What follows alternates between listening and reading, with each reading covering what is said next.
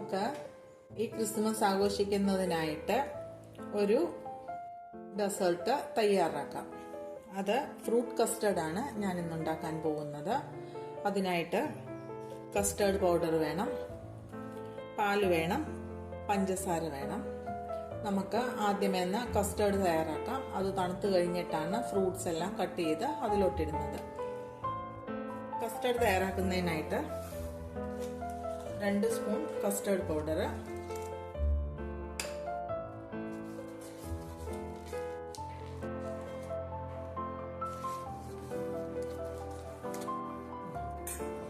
Spoon vanilla ഫ്ലേവറിലുള്ളതാണ് ഞാൻ എടുത്തിരിക്കുന്നത്. ഇത് സ്വല്പം പാല് ചേർത്ത് നന്നായിട്ട് കലക്കിയെടുക്കാം.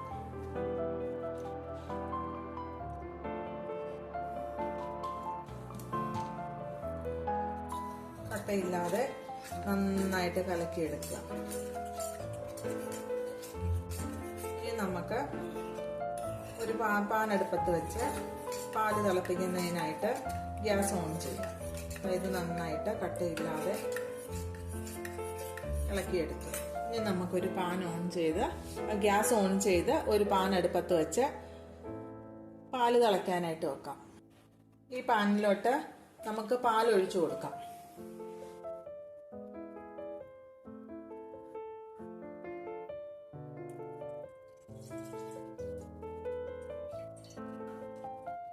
മധുരത്തിന് ആവശ്യമായിട്ടുള്ള പഞ്ചസാരയും കൂടെ നമുക്ക് ചേർത്ത് കൊടുക്കാം. പഞ്ചസാര ഒരു 2.5 സ്പൂണോളം ചേർത്ത് കൊടുക്കാം. ഇനി നമുക്കിത് ഇളക്കി പാല് തിളച്ച് വരുന്നത് വരെ വെയിറ്റ് ചെയ്യാം.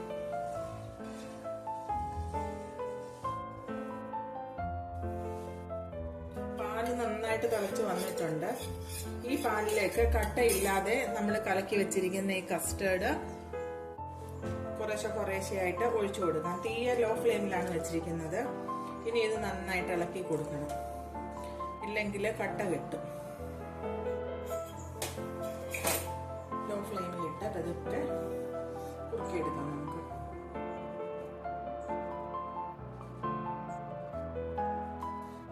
പാല് കട്ടിയായിട്ട് വരുന്നത് നമ്മൾ കാണുന്നുണ്ടല്ലോ.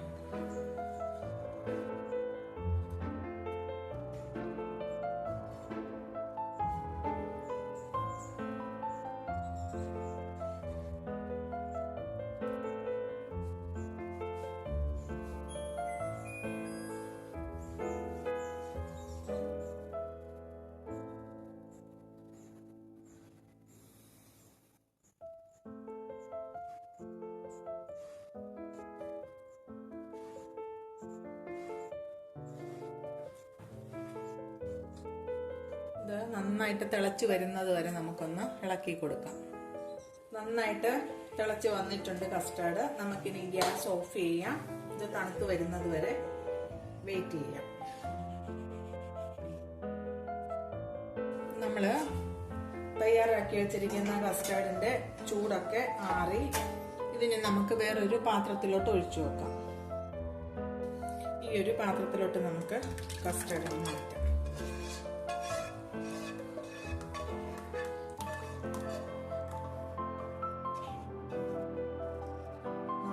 ഉണ്ടാക്കുന്നത് ഫ്രൂട്ട് കസ്റ്റർഡ് ആണല്ലോ. ഇനി അതിലേക്ക് വേണ്ടത് ഫ്രൂട്ട്സ് ആണ്. ഫ്രൂട്ട്സ് തയ്യാറാക്കി വെച്ചിട്ടുണ്ട്. അത് ഞാൻ കാണിച്ചു തരാം.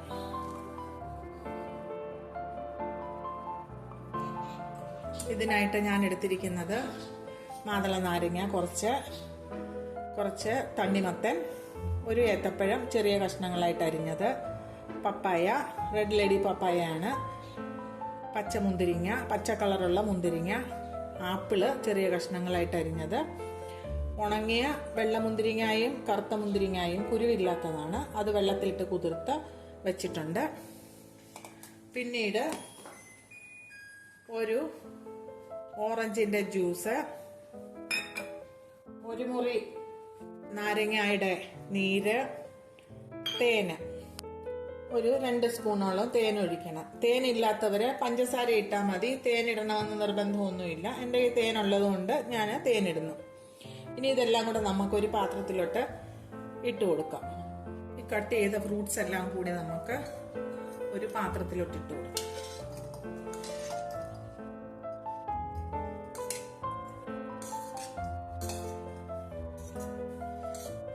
കയ്യിൽ എന്തൊക്കെ ഫ്രൂട്ട്സ് ഉണ്ടോ അത് ഇട്ടാൽ മതി. ഇല്ലാത്തതൊന്നും ഇടണം നിർബന്ധമില്ല. എന്താണോ ഉള്ളത് അത് മാത്രം ഇട്ടാലും മതി. ഇതിപ്പോ എന്റെ കയ്യിൽ ഇതെല്ലാം ഉണ്ടായിരുന്നു, അതുകൊണ്ടാണ് ഞാനിത് ഇട്ടത്. സീസണലായിട്ട് കിട്ടുന്ന എന്താണോ അത് ഇട്ടാൽ മതി. ഇന്ന ഫ്രൂട്ട്സ് വേണം എന്നൊന്നും നിർബന്ധമില്ല. ഡ്രൈ ഫ്രൂട്ട്സ് ഇഷ്ടമുള്ളവർക്ക് ഈന്തപ്പഴം ചെറുതായിട്ട് അരിഞ്ഞിടാം, പറങ്ങാണ്ടി ചെറിയ പീസാക്കി ഇടാം, ബദാം അരിഞ്ഞിടാം, അങ്ങനെ എന്ത് വേണമെങ്കിലും ചെയ്യാം. ഇനി ഈ ഓറഞ്ചിന്റെ ജ്യൂസ് ഇതിലോട്ട് ഒഴിച്ചു കൊടുക്കാം. ഒരു മുറി നാരങ്ങയുടെ നീര് പിഴിഞ്ഞു വെച്ചിരിക്കുന്നത് ഇതിലോട്ട് ഒഴിച്ചു കൊടുക്കാം. ഇച്ചിരി നാരങ്ങയുടെ നീരൊക്കെ ചേർത്ത് കഴിയുമ്പോൾ ആപ്പിളിന്റെ നിറം മാറത്തില്ല, ഇല്ലെങ്കിൽ ആപ്പിളിന്റെ കളർ മാറി വേറൊരു ഡാർക്ക് കളറാവും. ഇനി ഇതിലേക്ക് നമുക്ക് തേൻ ഒഴിച്ചു കൊടുക്കാം. തേനില്ലെങ്കിൽ പഞ്ചസാര മതി. അപ്പൊ ഇതിനൊക്കെ ഫ്രൂട്ട്സിനെല്ലാം കൂടെ ഒരു നല്ല മധുരം വരും. അതിനു വേണ്ടിയിട്ടാണ് ഈ തേൻ ചേർത്തത്, അല്ലെങ്കിൽ പഞ്ചസാര ചേർക്കുന്നത്. ഇനി ഇതെല്ലാം കൂടെ നന്നായിട്ടൊന്ന് മിക്സ് ചെയ്ത് നമ്മൾ ഫ്രിഡ്ജിലോട്ട് തണുക്കാനായിട്ട് വെക്കണം. രണ്ടും രണ്ടായിട്ട് തന്നെ വെക്കണം. സെർവ് ചെയ്യാൻ നേരത്ത് മാത്രമേ രണ്ടും കൂടെ മിക്സ് ചെയ്യാവുള്ളൂ. ഇല്ലെങ്കിൽ മൊത്തത്തിലെ കളർ അങ്ങ് മാറി ആകെപ്പാടെ ഒരു വല്ലാത്ത ഇതാകും. ഇനി ഇത് രണ്ടും നമുക്ക് തണുക്കുന്നതിനായിട്ട് ഫ്രിഡ്ജിലോട്ട് വെച്ചു കൊടുക്കാം.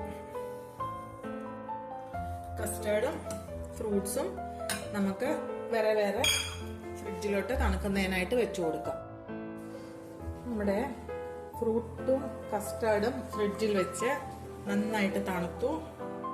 ഒരു 2-3 മണിക്കൂർ നേരമായി. ഇത് നന്നായിട്ട് തണുത്ത് വന്നിട്ടുണ്ട്. ഇനി ഇത് നമുക്ക് എങ്ങനെയാണ് സെർവ് ചെയ്യുന്നതെന്ന് നോക്കാം. ആദ്യമേ ഫ്രൂട്ട്സ് ഇടുക.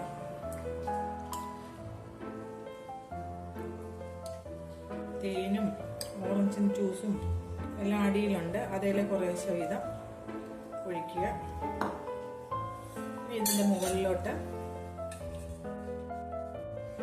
ഫ്രൂട്ട് കസ്റ്റേർഡ് ഒഴിച്ചു കൊടുക്കുക.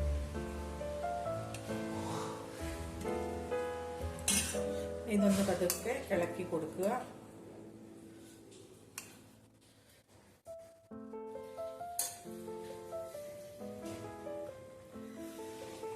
വളരെ ടേസ്റ്റി ആയിട്ടുള്ള ഫ്രൂട്ട് കസ്റ്റേർഡ് തയ്യാറായി. ഈ ക്രിസ്മസിന് എല്ലാവരും ഒന്ന് ഉണ്ടാക്കി നോക്കണം. നിങ്ങളുടെ അഭിപ്രായം കമന്റ് ബോക്സിൽ എഴുതണം.